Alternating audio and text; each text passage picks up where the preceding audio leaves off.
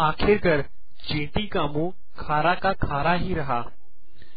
दो चींटियां आपस में बातें कर रही थी। एक ने कहा, बस मुझे एक ही कष्ट है कि मेरा मुंह हर समय खारा ही रहता है। यह सुन दूसरी चींटी ने उसे मीठा पदार्थ खाने को दिया, लेकिन फिर भी उसका कष्ट दूर नहीं हुआ। एक चींटी पेड़ के ऊपर चढ़ रही थी।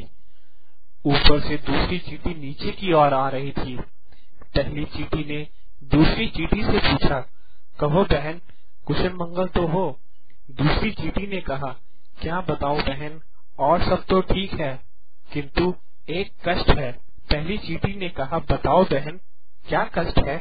दूसरी चींटी ने कहा, मुंह का स्वाद बिगड़ता रहता है, हर समय मुंह खारा ही रहता है, क्या करूं, कुछ समझ में नहीं आता। पहली चींटी ने समझ बूझ से काम लेते हुए कहा, तुम समुद्र के किनारे रहती हो ना, इसलिए ऐसा होता है।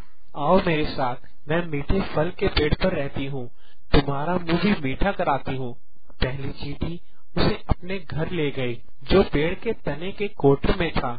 वहाँ कई प्रकार के मीठे पदार्थों के छोटे छोटे टुकड़े पड़े थे। उसने अतिथि चींटी को प्यार से कई मीठे व्यंजन खिलाए। दूसरी चींटी ने डटकर मीठा खाया। जब वह खूब खा चुकी तो पहली चींटी ने उससे पूछा, कहो बहन, अब तो तुम्हारा मुंह खारा नहीं है? किंतु दूसरी चींटी ने कहा, मेरा मुंह तो अब तक खारा है। इस पर पहली चींटी हैरानी से बोली, ऐसा कैसे हो सकता है? कहीं तुम्हारे मुंह में नमक की डाली तो नहीं है?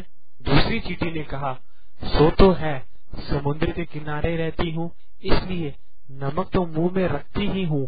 तब पहली चींटी बोली, फिर मुंह का खारापन कैसे दूर होगा? मुंह मीठा करना है तो पहले नमक की डाली बाहर थूको। सार यह है कि ईश्वर के सर्वश्रेष्ठ कृति मनुष्य है, किंतु अज्ञानतावश स्वयं को निर्बल समझकर वह दुखी रहता है। जरूरत है अपनी आंखों पर से पर्दा हटाने की। बुद्धि व परिश्रम से अपना भाग्य मनुष्य स्वयं बदल सकता है।